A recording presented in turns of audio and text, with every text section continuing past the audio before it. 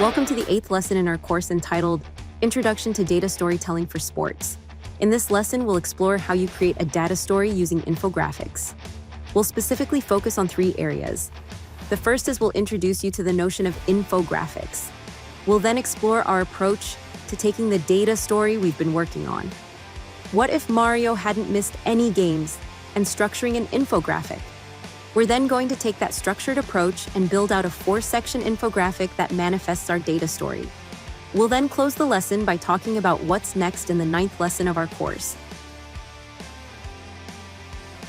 An infographic is a visual representation of information, data, or knowledge designed to present complex information quickly and clearly. Compared to a social post or social, infographics can be trickier to design and implement.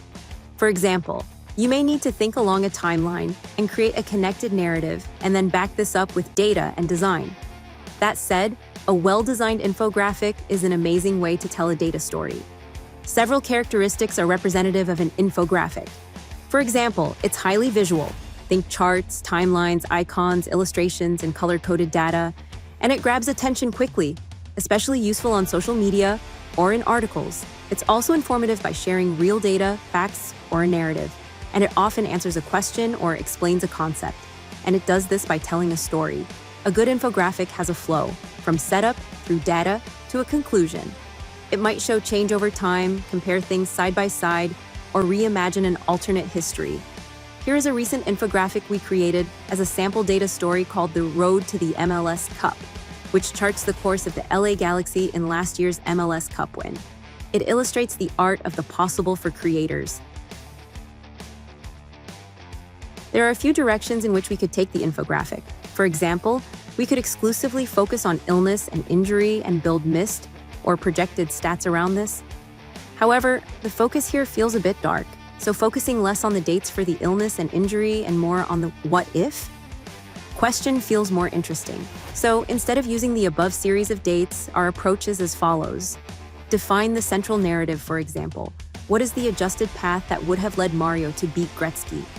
Gather the core stats for the infographic, such as actual goals, games missed, career games played, if healthy, projected goals, and Gretzky's goals. And finally, create a visual storyboard for the infographic, for example.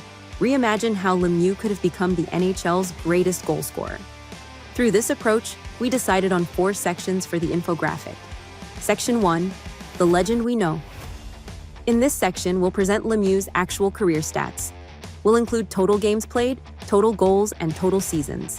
We'll also show his career arc, illustrating the peaks and gaps due to illness and injury. Section 2, The Games He Lost. We'll then take the career arc and call out the games he lost during the gaps in his career. Section 3, The Alternate Timeline. In this section, we'll introduce the alternate reality and address the hook in our title, the what if question. To do this, we'll have a completed career arc that includes Lemieux's projected statistics. Section 4, Head-to-Head. The alternate reality segues into a clean side-by-side view of Gretzky and Lemieux.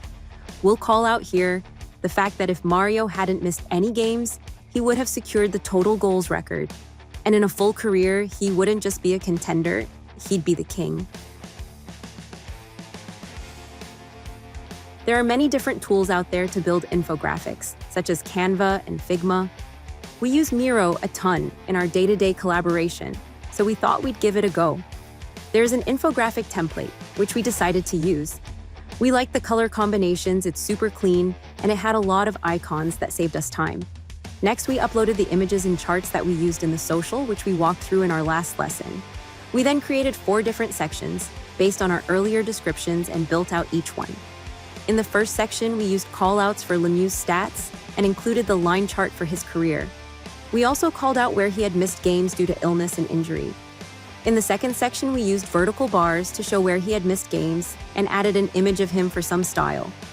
In the third section, we again used callouts, but this time had his adjusted statistics. We included a line chart that showed his fully adjusted career arc. And lastly, we included a comparative view with Gretzky.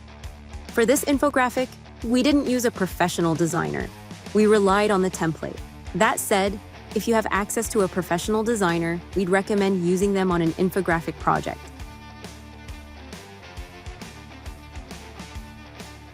In this week's lesson, we created an infographic for our data story. What if Mario hadn't missed any games? We did this by using the Miro infographic template. We also didn't use professional designers to create the infographic, which is why it lacks a bit when compared to an earlier infographic we built, which did involve a professional designer. In our next lesson, we'll continue to build out the data story, but instead of using content, we'll build it out using a Power BI dashboard, and after that, we'll do our final module, which will focus on video. So hang in there, we're almost there.